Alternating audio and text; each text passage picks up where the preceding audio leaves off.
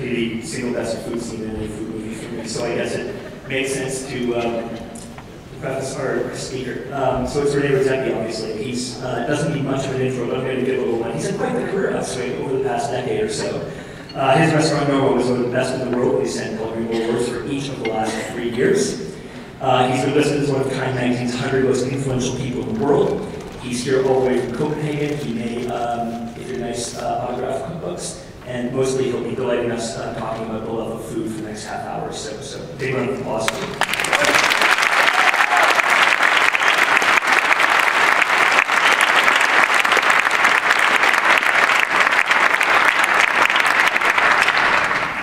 All right. So the love of food and memories within foods. I was quite inspired by that. I promised myself that I wouldn't travel. I didn't feel like it. I wanted to spend time with my kids on Sundays, Mondays, bed, cook for them. But this time it triggered something in me. The question that Ali posed, memories and the love of food. So I started to write a few things down, and eventually that became quite a story. And we're going to read this story.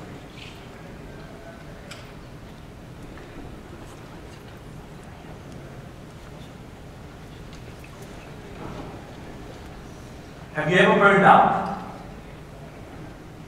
I have. I never thought I would. In fact, when I used to hear people talking about burning out, it didn't make any sense to me. It was like a foreign language, trying to decipher a metaphor by Kafka, burning out. What does it mean? Is there really an inner flame inside of you? And if there is, why put it out? It was a bitter cold day in 2010. The year was coming to an end, and we'd been nominated the so-called World Best Restaurant of that spring. I put out a book. Nobody could cook from it, but it was selling massively. Our restaurant was full every day, lunch and dinner, with gargantuan waiting lists. Everything we'd dreamt of had finally come true. Yet still, with all that, there was my wife one morning, staring nervously at me. Rene, you look worn out. Are you okay? I remember the question sunk in as the zombie stared back at me in the mirror. Was I okay? The question lingered all day at work. Am I okay? I kept asking myself. Well, I have every fucking perfect reason to be more than fucking perfectly okay. I went to bed. I couldn't sleep. Am I okay? Kept echoing as I tried closing my eyes. I did have a few hours of slumber before I stumbled up to brush my teeth. And I stood there with my two hands on the cold sink. I don't think I'm okay. The moment I admitted this strange cocktail of melancholy realization washed over me. I didn't go to work that day. I didn't even call the restaurant. I couldn't fucking move. I didn't feel like doing another 16-hour shift. The question in my head consuming every inch of me. I wasn't fucking okay. Let me take you back to a hot summer's day in Macedonia. I was 10 years old. I was with my twin brother and cousins, and we were playing with the chickens in our yard. I remember that it was so lovely and hot, and the heat was soaking into us like it never really does in San Diego. I love that yard. A huge dusty space, bustling with all the precious animals, circling around as all the generations of our family did the daily chores. My cousins, bringing water from the well, hanging clothes on the line, chopping firewood, milking one of our cows, or sorting the rice with it. Stuff like that happened every day, year in and year out. I also remember how we were suddenly startled on one day by the loud clattering of somebody pounding heavily on the old wooden gate. "Be quiet, my aunt," she shouted. It was an uncle from another province. He traveled to us by horse and carriage. Everybody did that back then. Nobody had cars. And if you wanted to phone somebody, well, nobody had a phone. You literally just dropped by. The rest of my family, they poured out of the house, cheerfully greeting our relatives. It didn't happen often, maybe 3-4 times a year that we had visitors. And each time it was like pure magic for us kids. We danced about because, you know what? We knew that there would be a feast to celebrate this occasion. "Hurry up, go find a couple of fat chickens," my aunt, she whispered to my limp, aging uncle. And we cheer again. Today will even be one of those days that we need meat. All of us kids we followed, and we watched in anticipation as my uncle, he ran about trying to catch the chickens. And when he finally did, he gently stretched their necks on the tree stump and held them down firmly with one hand. And then with the other, he lifted the heavy axe. I also remember that I stared intensely, totally mesmerized by the surrender in their eyes, as if they knew life was about to end. I was abruptly woken by the surrender in their eyes, and the thump of the axe hit in the wood. In a split second, the two heads rolled to the dirt, and my uncle triumphantly held the dead screaming creatures up. "Come on, release them!" my cousin yelled. "Are you sure you can handle this?" My old, toothless uncle, he swerved back, and then he let go of the two chickens. And all of us boys, we breathlessly chased the headless bird around the yard, yelling and shoving each other around as we pursued the flapping corpses. Once the light had completely evaporated, I remember that I proudly passed on the two corpses to my aunt, and I was strutting a bit. I was extra proud because, you know, I was the one with the most blood. It was the perfect boys' moment. And we sat there, cross-legged, in the middle of all the feathers, as the women of the house quickly plucked the two animals. We watched in silence, very stirring as they were carefully prepared. The innards removed, cleaned and chopped, mixed with spices and a fistful of herbs, and then folded into a pan of rice. Half a chili was split and rubbed on the fat birds with salt and good olive oil. And then chucked into a wood-fired oven with a tray of rice and chicken offal underneath, absorbing all the fat and juices dripping off as the two birds went from pale yellow to crispy golden. The whole house by that time was totally engulfed in the scent of a roasting fireplace. We watched it in anticipation as my aunt, she carried the two trophies. Our eyes were locked as the serving tray came to the table, and with a swift movement, she broke off one of the legs. Oh, the sound of the cracking golden skin, the juices that were bursting out, the rich smell that steam rose from the carcass. It still makes my mouth water to this day. It was the chicken of my life. Almost 6 years after that, I'm sitting with my pal. I'm 15 years old, with Michael in the cook school of Copenhagen, and I'm nervous and twitching around the classroom. Like so many other chefs, I've become bored of meal school. And not knowing what to do, I followed my best chef. He always wanted best friend. He always wanted to be a chef. "Good morning, class."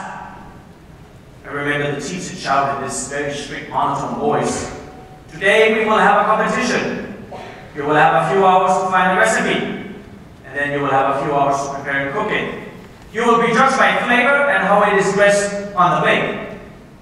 I remember how me and Michael, we looked at each other, nodding, mentally high-fiving. Let's fucking win this. We went to the library as you used to do, flicking through piles of magazines and books, trying to figure out what to cook, how to win it. And it was hard to decide between all these fancy dishes. Beef stroganoff, lobster thermidor. I was lost. I'd never even seen the fucking lobster. "This isn't working," I told my aunt. What do I like about food? I asked myself that. For several minutes, there was nothing, just a flat line. We were both staring at the paint on the ceiling. What do I like about food? What do I like about food? Well, it's funny because up until that moment, the question that I asked myself was, how the fuck am I going to get out of this classroom? Or I really like that girl, how am I going to... But this, what do I like about food? I didn't have any answers, neither did Michael.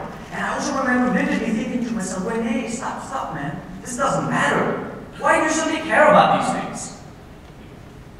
I continued flipping through a housewife magazine, and there were recipes of quiches and banana cakes and, weird sounding stuff, even disgusting for 250-year-olds. Come on, a dessert called tiramisu. And I remember Michael made a face and he said, with coffee? It all seemed distant, completely unconnected to anything that I knew. Until I turned the page to a beautiful image. Roast chicken with rice and a cashew nut sauce on top. Hey Michael, we're cooking this! I shouted. Like that, I was immediately transported back to my family's dusty yard. And a new warmth spreading in my stomach. Nostalgia. I'd never experienced that before. A new sensation as I looked down on the floor. So we rubbed the chicken in oil and salt and we roasted it like I'd seen my aunt do. Is this how adulthood feels like? I wondered as Michael pulled the birds out of the oven. It was fragrant and crispy. And as we plated the chicken, we shaped the rice into a perfect towel. I had this new sensation of accomplishment. A masterpiece, Michael, he said, as he spooned the chunky cashew nut sauce over the golden skin of the chicken. It was a great chicken. It was real good chicken. But no way. Did it have the sweet smoke of chestnut wood?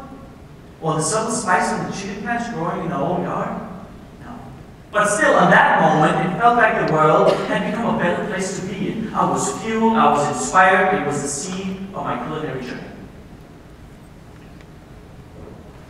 Then, 20 years later, I found myself looking back, trying to find that seed again. The 2 decades in between had been totally wild. More wild than you can imagine. After cooking school, I'd done a long apprenticeship at a very classic French restaurant. 30 seats, wife in the front, husband in the back. I was eager to learn. And I was soaking in the chef's wisdom. Those were the golden years, man. Each ingredient a new discovery, a new connection to the world. I will never, ever forget the first time that I did puff pastry, and I looked nervously and I saw it rising perfectly in the oven. Or when Philippe, the chef there, finally allowed me to fillet a turbot. I was so proud biking home late after work. I know how to fillet fish! I yelled and cheered as if Denmark had won the World Cup. Some years went by, and then Philippe, out of the blue, he said, that's it. Go travel, he told me. And I went to France. Of course. From there, I traveled across the border to Spain. I spent time in America, all the while absorbing new techniques, other ways of looking at food, filling myself with memories. And something was beginning to stir. When I finally returned to Denmark, I did some years as a sous chef. For the first time, I was being asked to organize menus and schedules, ordering stuff, and suddenly it was my responsibility to fix a toilet if it was broken.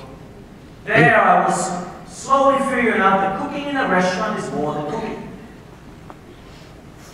And then one day, out of the blue again, the phone rang. Go check out this place, the voice on the line said. And I did. To an old warehouse in a worn-down neighborhood on the hot side of Copenhagen. A decrepit building standing in rough asphalt and cobblestone. And I remember it like yesterday. The feeling of running my fingers over the ancient wooden beams, thinking to myself, this is fucking it. This is it. This is where the question will be answered. What do I like about food? Well, that's almost 11 years ago now. And in between me touching the beam and standing on this stage, a crazy story within the story has unfolded. We've gone from a little shithole with 4 gas burners. No, we didn't even have toilets the first 3 years we opened. This is true. People had to leave the restaurant and go next to the museum. You just hope that there weren't a kindergarten class had just been in there. Now we have 4 kitchens, 85 employees, 22 nationalities. We have a symposium, we have a food lab, and we actually have 2 stone-laid toilets for our guests to use. Yes, we have moved up in the world. But still, with all that, there I was a few years ago, staring in the mirror, asking myself, am I okay? What had gone wrong? I went to Mexico for a month, and I kind of realized that the truth is I started feeling scared. Scared of losing this worldwide precious attention that we'd stumbled into. Success is a marvelous thing, don't get me wrong, but it can be dangerous and limiting. We'd suddenly become a fancy restaurant.